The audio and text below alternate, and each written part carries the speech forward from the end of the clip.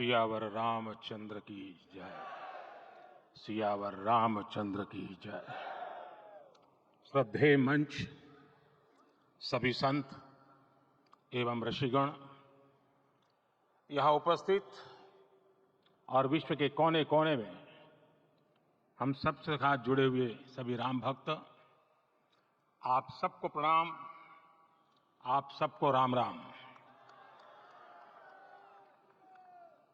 आज हमारे राम आ गए हैं। सदियों की प्रतीक्षा के बाद हमारे राम आ गए हैं। सदियों का अभूतपूर्व धैर्य, अनगिनत बलिदान, त्याग और तपस्या के बाद हमारे प्रभु राम आ गए हैं। इस शुभ घड़ी की आप सभी को, समस्त देशवासियों को बहुत बहुत बधाई। मैं अभी गर्भगृह में ईश्वरीय चेतना का साक्षी बनकर आपके सामने उपस्थित हुआ हूं। कितना कुछ कहने को है, लेकिन कंठ अवरुद्ध है। मेरा शरीर अभी भी स्पंदित है, चित्त अभी भी उस पल में लीन है।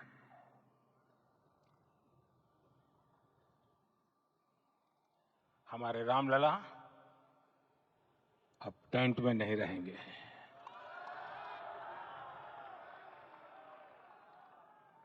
हमारे रामलला अभी दिव्य मंदिर में रहेंगे।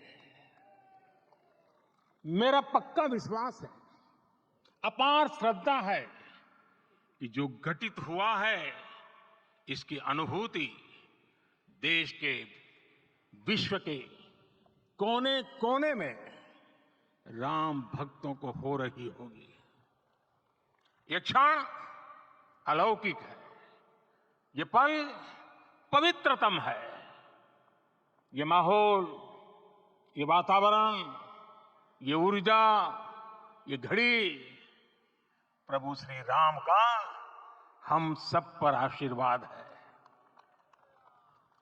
22 जनवरी 2024 का ये सूरज एक अद्भुत आभा लेकर आया है। 22 जनवरी 2024 ये कैलेंडर पर लिखी एक तारीख नहीं, ये एक नए काल चक्र का उद्गम है। राम मंदिर के भूमि पूजन के बाद से प्रतिदिन पूरे देश में उमंग और उत्साह बढ़ता ही जा रहा था। निर्माण कार्य देख देशवासियों में हर दिन एक नया विश्वास पैदा हो रहा था। आज हमें सदियों के उस धैर्य की धरोहर मिली है। आज हमें श्री राम का मंदिर मिला है। गुलामी की मानसिकता को तोड़कर उठ खड़ा हो राष्ट्र। अतीत के हर दंश से हौसला लेता हुआ राष्ट्र ऐसे ही नव इतिहास का सृजन करता है। आज से 1000 साल बाद भी लोग आज की इस तारीख की, आज के इस पल की चर्चा करेंगे। और ये कितनी बड़ी राम कृपा है कि हम सब इस पल को जी रहे हैं, इसे साक्षात घटित होते देख रहे हैं। आज दिन, दिशाएं, दिग दिगंत सब दिव्यता से परिपूर्ण है। ये समय सामान्य समय नहीं है। ये काल के चक्र पर सर्वकालिक शाही से अंकित हो रही अमिट स्मृति रेखाएं हैं। साथियों, हम सब जानते हैं कि जहां राम का काम होता है वहां पवन पुत्र हनुमान अवश्य विराजमान होते हैं। इसलिए मैं राम भक्त हनुमान और हनुमान गति को भी प्रणाम करता हूं। मैं माता जानकी, लक्ष्मण जी, भरत, शत्रुघ्न सबको नमन करता हूं। मैं पावन अयोध्यापुरी और पावन सरयू को भी प्रणाम करता हूं। मैं इस पल दैवीय अनुभव कर रहा हूं कि जिनके आशीर्वाद से ये महान कार्य पूरा हुआ है। वे दिव्य आत्माएं, वे दैवीय विभूतियां भी इस समय हमारे आसपास उपस्थित है। मैं इन सभी दिव्य चेतनाओं को भी कृतज्ञता पूर्वक नमन करता हूं। मैं आज प्रभु श्री राम से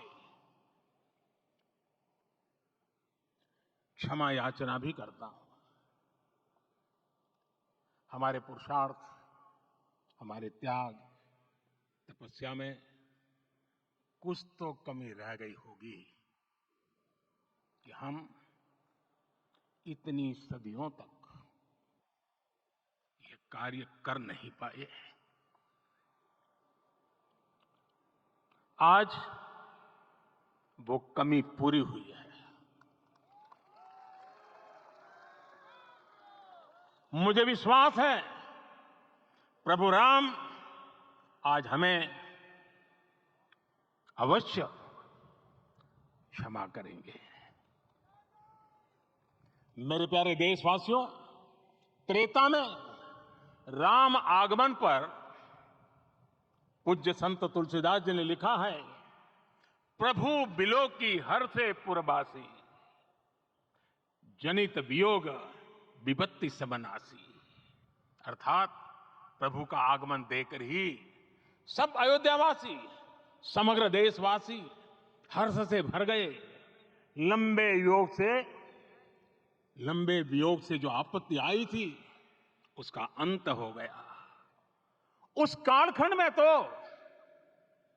वो वियोग केवल 14 वर्षों का था, तब भी इतना असह्य था। इस युग में तो अयोध्या और देशवासियों ने सैकड़ों वर्षों का वियोग सहा है। हमारी कई कई पीढ़ियों ने वियोग सहा है। भारत के तो संविधान में उसकी पहली प्रति में भगवान राम विराजमान है। संविधान के अस्तित्व में आने के बाद भी दशकों तक प्रभु श्री राम के अस्तित्व को लेकर कानूनी लड़ाई चली। मैं आभार व्यक्त करूंगा भारत की न्यायपालिका का, जिसने न्याय की लाज रख ली। न्याय के पर्याय प्रभु राम का मंदिर भी न्यायबद्ध तरीके से ही बना। साथियों, आज गांव-गांव में एक साथ कीर्तन संकीर्तन हो रहे हैं। आज मंदिरों में उत्सव हो रहे हैं, स्वच्छता अभियान चलाए जा रहे हैं। पूरा देश आज दीपावली मना रहा है। आज शाम घर घर राम ज्योति प्रज्वलित करने की तैयारी है। कल मैं श्री राम के आशीर्वाद से धनुषकोडी में राम सेतु के आरंभ बिंदु अरिचल मुनाई पर था। जिस घड़ी प्रभु राम समुद्र पार करने निकले थे, वो एक पल था जिसने काल चक्र को बदला था। उस भावमय पल को महसूस करने का मेरा ये विनम्र प्रयास था। वहां पर मैंने पुष्प वंदना की। वहां मेरे भीतर एक विश्वास जगा कि जैसे उस समय काल चक्र बदला था, उसी तरह अब काल चक्र फिर बदलेगा और और शुभ दिशा में बढ़ेगा। अपने 11 दिन के व्रत अनुष्ठान के दौरान मैंने उन स्थानों का चरण स्पर्श करने का प्रयास किया जहां प्रभु राम के चरण पड़े थे, चाहे वो नासिक का पंचवटी धाम हो, केरला का पवित्र त्रिपायर मंदिर हो, आंध्र प्रदेश में लेपाक्षी हो, श्रीरंगम में रंगनाथ स्वामी मंदिर हो, रामेश्वरम में श्री रामनाथ स्वामी मंदिर हो, या फिर धनुषकोडी। मेरा सौभाग्य है कि इसी पुनीत पवित्र भाव के साथ मुझे सागर से सरयू तक की यात्रा का अवसर मिला। सागर से सरयू तक हर जगह राम नाम का वही उत्सव भाव छाया हुआ है। प्रभु राम तो भारत की आत्मा के कण कण से जुड़े हुए हैं। राम भारतवासियों के अंतर मन में विराजे हुए हैं। हम भारत में कहीं भी किसी की अंतरात्मा को छुएंगे तो इस एकत्व की अनुभूति होगी और यही भाव सब जगह मिलेगा। इससे उत्कृष्ट, इससे अधिक देश को समायोजित करने वाला सूत्र और क्या हो सकता है। मेरे प्यारे देशवासियों, मुझे देश के कोने कोने में अलग अलग भाषाओं में रामायण सुनने का अवसर मिला है, लेकिन विशेषकर पिछले 11 दिनों में रामायण अलग अलग भाषा में अलग राज्यों से मुझे विशेष रूप से सुनने का मौका मिला। राम को परिभाषित करते हुए ऋषियों ने कहा है, रमन्ते यस्मिन इति रामः, अर्थात जिसमें रम जाए वही राम है। राम लोक की स्मृतियों में, पर्वत से लेकर परंपराओं में सर्वत्र समाये हुए हैं। हर युग में लोगों ने राम को जिया है। हर युग में लोगों ने अपने अपने शब्दों में अपनी अपनी तरह से राम को अभिव्यक्त किया है और ये राम रस जीवन प्रवाह की तरह निरंतर बहता रहता है। प्राचीन काल से भारत के हर कोने के लोग राम रस का आचमन करते रहे हैं। राम कथा असीम है और रामायण भी अनंत है। राम के आदर्श, राम के मूल्य, राम की शिक्षाएं सब जगह एक समान है। प्रिय देशवासियों, आज इस ऐतिहासिक समय में देश उन व्यक्तित्वों को भी याद कर रहा है जिनके कार्य और समर्पण की वजह से आज हम ये शुभ दिन देख रहे हैं। राम के इस काम में कितने ही लोगों ने त्याग और तपस्या की पराकाष्ठा करके दिखाई है। उन अनगिनत राम भक्तों के, उन अनगिनत कार सेवकों के और उन अनगिनत संत महात्माओं के हम सब ऋणी हैं। साथियों, आज का ये अवसर उत्सवता का क्षण तो है ही, लेकिन इसके साथ ही यह क्षण भारतीय समाज की परिपक्वता के बोध का भी क्षण है। हमारे लिए ये अवसर सिर्फ विजय का नहीं, विनय का भी है। दुनिया का इतिहास साक्षी है कि कई राष्ट्र अपने ही इतिहास में उलझ जाते हैं। ऐसे देशों ने जब भी अपने इतिहास की उलझी हुई गांठों को खोलने का प्रयास किया, उन्हें सफलता पाने में बहुत कठिनाई आई, बल्कि कई बार तो पहले से ज्यादा मुश्किल परिस्थितियां बन गई। लेकिन हमारे देश ने इतिहास की इस गांठ को जिस गंभीरता और भावुकता के साथ खोला है, वो ये बताती है कि हमारा भविष्य हमारे अतीत से बहुत सुंदर होने जा रहा है। वो भी एक समय था जब कुछ लोग कहते थे कि राम मंदिर बना तो आग लग जाएगी। ऐसे लोग भारत के सामाजिक भाव की पवित्रता को नहीं जान पाए। रामलला के इस मंदिर का निर्माण भारतीय समाज के शांति, धैर्य, आपसी सद्भाव और समन्वय का भी प्रतीक है। हम देख रहे हैं ये निर्माण किसी आग को नहीं बल्कि ऊर्जा को जन्म दे रहा है। राम मंदिर समाज के हर वर्ग को एक उज्जवल भविष्य के पथ पर बढ़ने की प्रेरणा लेकर आया है।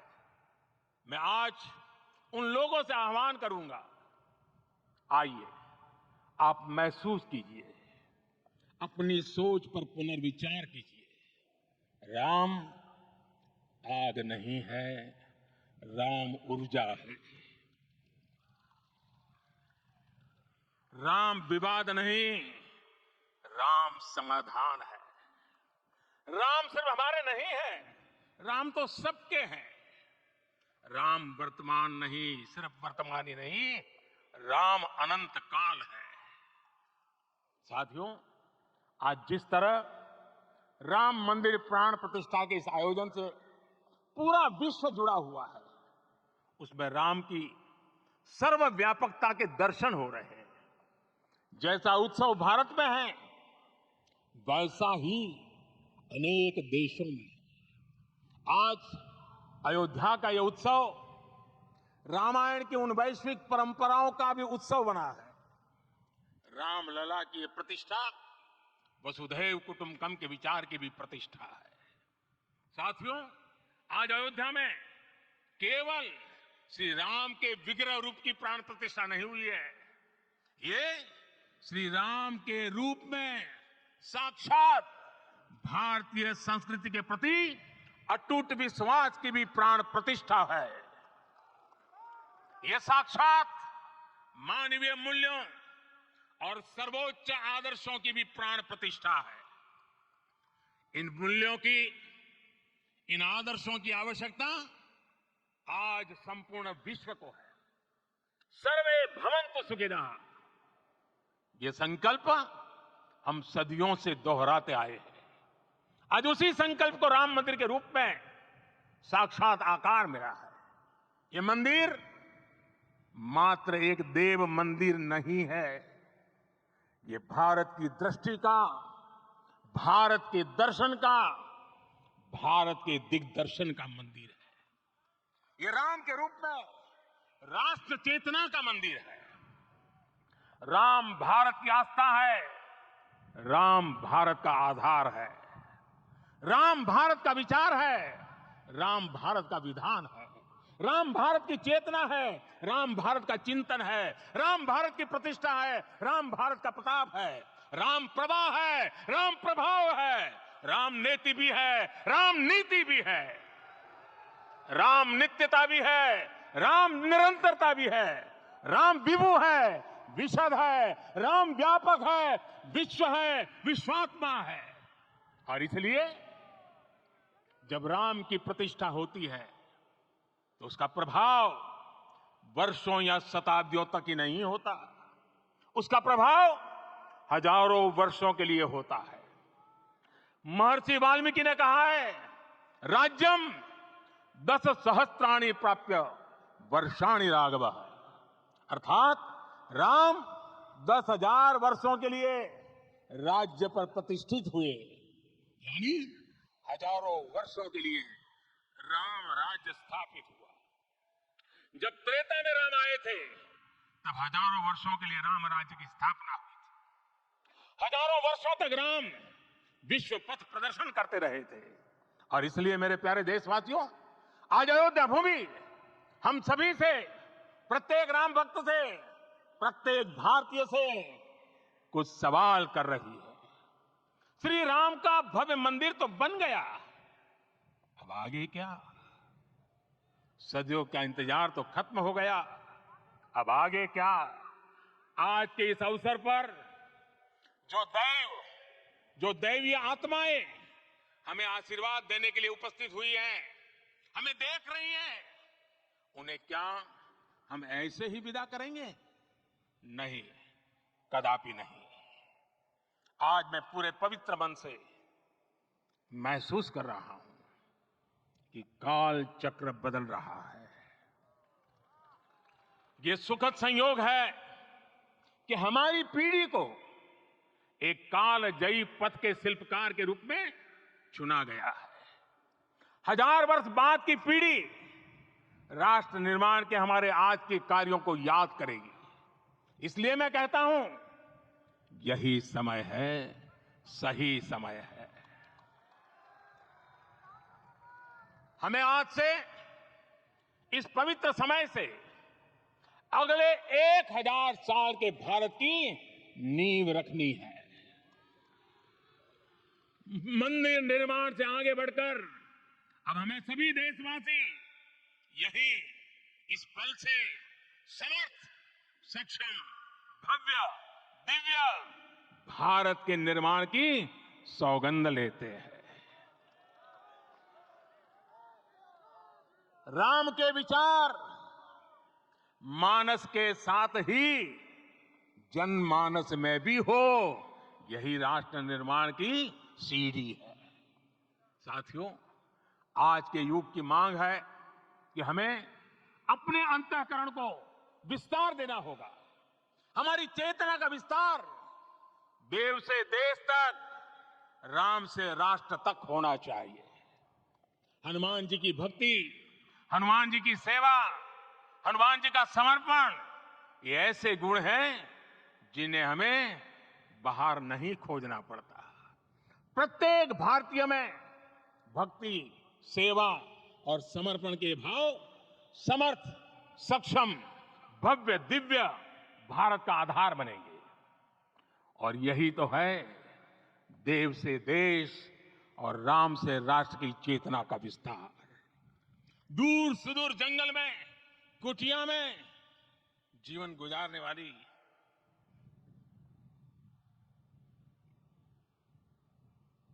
मेरी आदिवासी मां शबरी का ध्यान आते ही अप्रतिम विश्वास जागृत होता है। मां शबरी तो कब से कहती थी, राम आएंगे।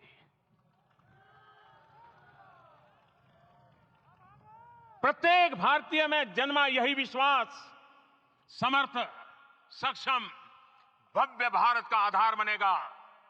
और यही तो है देव से देश और राम से राष्ट्र की चेतना का विस्तार।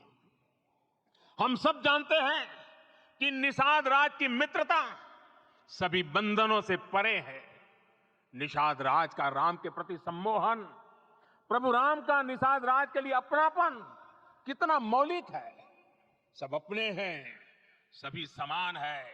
प्रत्येक भारतीय में अपनत्व की, बंधुत्व की ये भावना समर्थ, सक्षम, भव्य, दिव्य भारत का आधार बनेगी।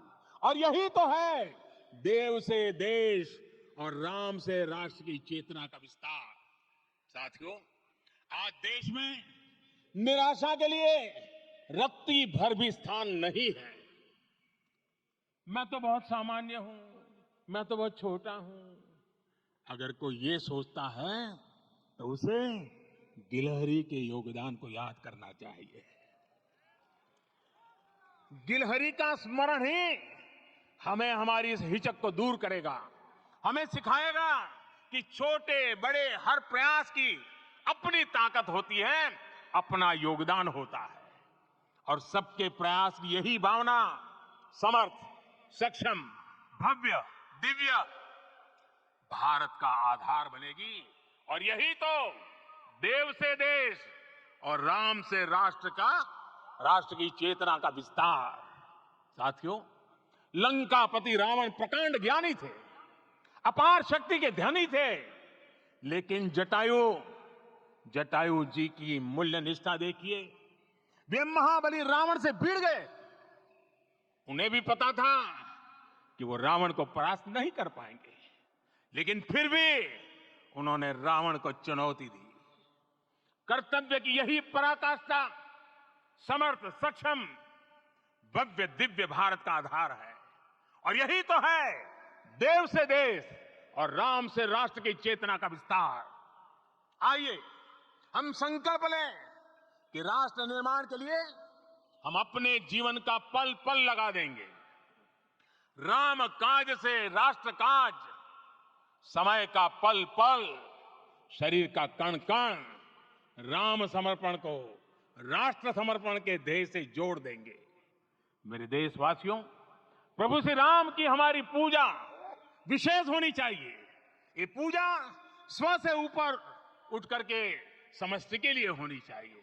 ये पूजा अहम से उठकर वयम के लिए होनी चाहिए।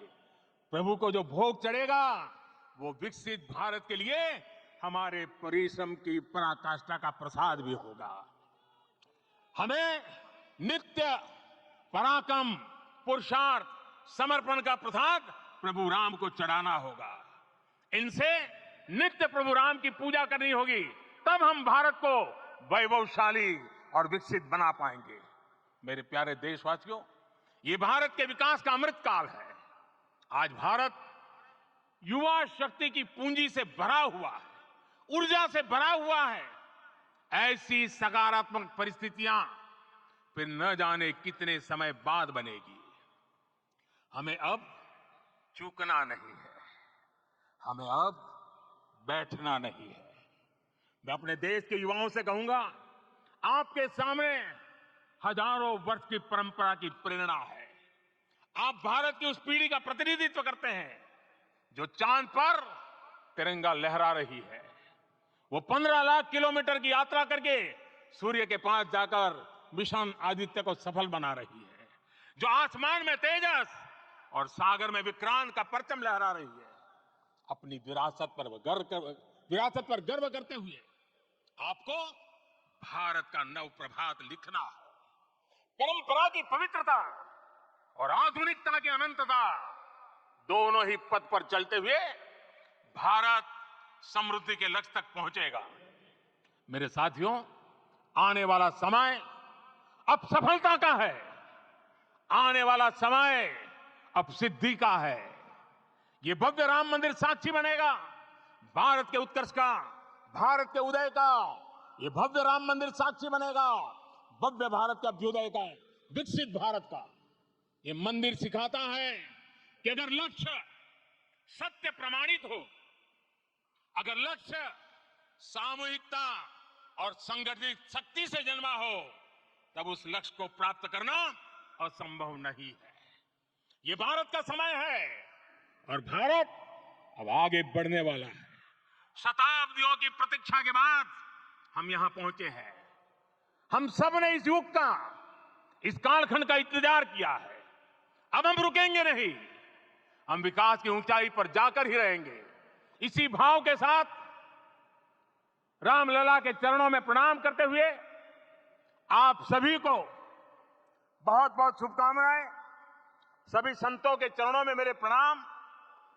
सियावर रामचंद्र की, सियावर रामचंद्र की, सियावर रामचंद्र की।